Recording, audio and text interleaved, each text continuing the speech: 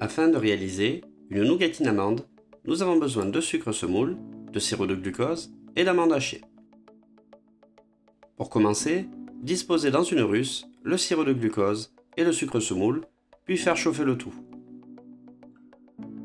La cuisson d'un sucre nécessite beaucoup de précautions, aussi bien en termes de sécurité qu'en termes techniques.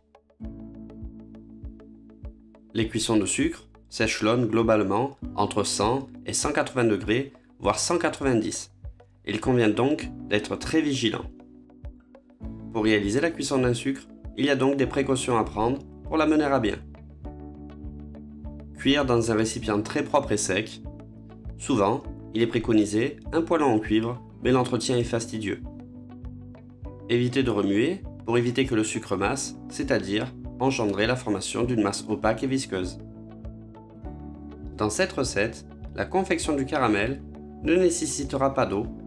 Le caramel demandera donc une attention particulière, mais ne passera pas par les stades de cuisson spécifiques à un sirop. Pour mes mots, le sucre semoule, seul, fond à 160 degrés. La recette contient du glucose et évitera que le sucre masse, c'est-à-dire qu'il forme une masse opaque et blanchâtre, très visqueuse, avec présence de cristallisation. Dans le jargon, on dit qu'on graisse un sucre. Plus précisément, on ajoute un produit ayant un effet anticristallisant. Attention, il ne s'agit pas là d'intégrer une matière grasse.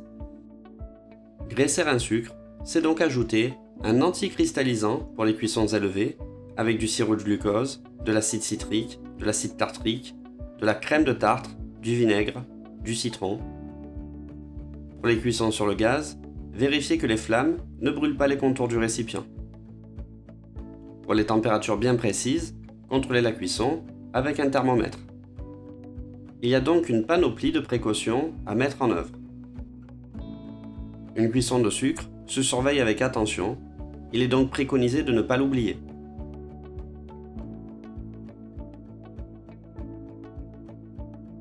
Aux alentours des 160 degrés, le sucre fond.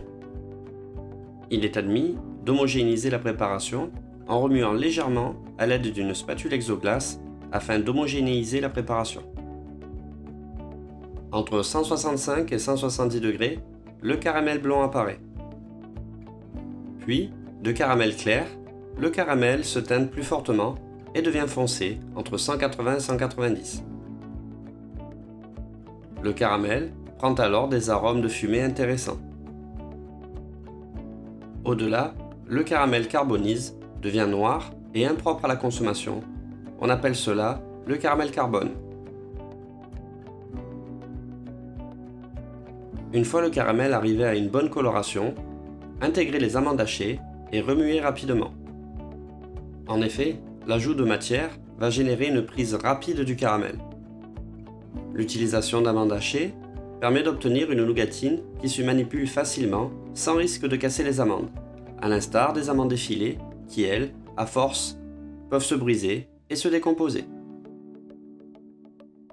Une fois homogène, débarrassez immédiatement sur une feuille de papier cuisson.